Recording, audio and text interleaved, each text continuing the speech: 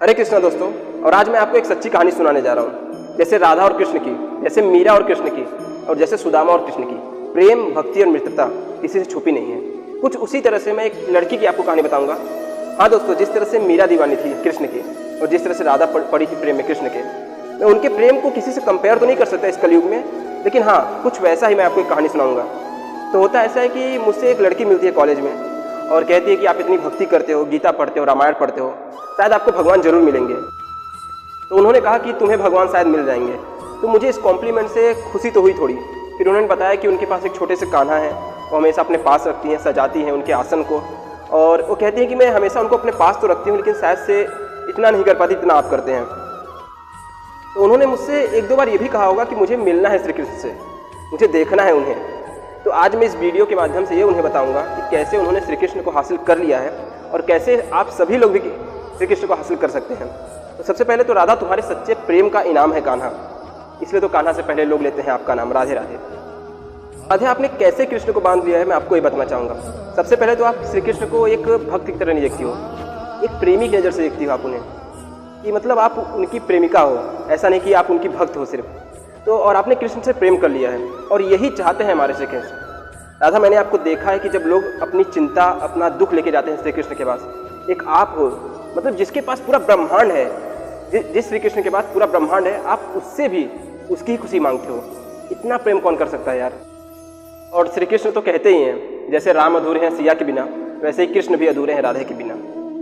राधा, मैं आपको ये बताना चाहता हूँ कि आपको जितनी ज़रूरत है श्री कृष्ण की, अब उनको भी आपकी उतनी ही ज़रूरत है, क्योंकि ऐसे प्रेमी को, ऐसे भक्त को श्री कृष्ण हमेशा खोजते हैं।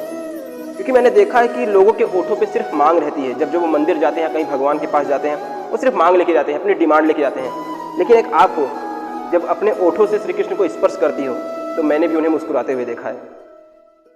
मैंने अक्सर देखा है लोग फूलों की महक लेने के बाद भगवान को नहीं चढ़ाते, और बड़े बुजुर्ग से मैंने सुना भी है कि कभी कुछ चढ़ाएं तो ऐसा मतलब स्मेल करके भगवान को नहीं चढ़ाना चाहिए। लेकिन मैंने आपको देखा है, आप जिस तरह से एक एक चीज़ सेलेक्ट करती हो उनको चढ़ाने के लिए, फूल हो गए या फिर कुछ हो गए, बिल्कुल वैसे जैसे सबरी ने राम जी के लिए बैर चक्के रखे हुए थे। और हाँ, प्रेम का परिचय अगर शादी ही होता तो रुक्मणी की जगह राधा का नाम होता। मैं कभी कभी आपको जब देखता हूँ तो मैं ये सोचता हूँ कि कभी जो पूरे ब्रह्मांड को बनाया है, जो पूरे ब्रह्मांड को सजाता है, बनाता है, आप उसे इतने प्रेम से सजाती हो। जरा सोचिए, यही तो चाहिए हमारे कृष्ण को। और यदि प्रेम का मतलब सिर्फ पा लेना होता तो हर हृदय में राधा कृष्ण का नाम नहीं होता। और हाँ, कभी कभी मैंने देखा है कि आप श्री कृष्ण से थोड़ी रूठ जाती हो। सही बताऊं तो मैंने भी उन्हें आपके लिए उदास देखा है। वो तुम्हें मनाने के लिए भी आते हैं, कभी आप उनके रूप से रूबरू होकर देखना। बाकी प्रेम में रूठना मनाना तो होता ही है, इसलिए उनसे भी कभी कभी गलतियां हो जाती हैं। बाकी प्रेम में कितनी बाधा देखी है, प्रेम में कितनी बाधा देखी है, फिर भी कृष्ण के साथ राधा देखी है। राधे, सच में आपने बांध लिया है उन्हें, और वो भी खुशी खुशी बंध चुके हैं आपसे, क्योंकि उन्हें सिर्फ प्रेम ही बांध सकता है। श्री कृष्ण खुद कहते हैं कि मुझे अगर कोई बंधन बांध सकती है तो वो सिर्फ प्रेम है, क्योंकि प्रेम किसी भी बंधन की मोहताज नहीं होती है। अगर होती तो आज राधा के साथ कृष्ण का नाम नहीं होता। तो राधे, मैं सिर्फ ये बोलना चाहता हूँ कि शायद से आपको मिल चुके हैं मुझसे ज़्यादा। मेरा गीता पढ़ना, रामायण पढ़ना, मुझे नहीं लगता कि मैंने इतना प्रेम दिया होगा जितना आपने दिया है उन्हें। तो वो आपको सबसे पहले मिलेंगे।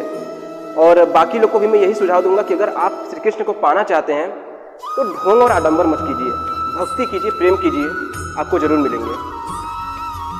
तो अगर वीडियो पसंद आए तो लाइक, सब्सक्राइब और शेयर जरूर कीजिए। और अगर आपको लगता है कि मैं किसी पर्टिकुलर टॉपिक पे वीडियो बनाऊं तो कमेंट जरूर कीजिए। जय श्री कृष्ण।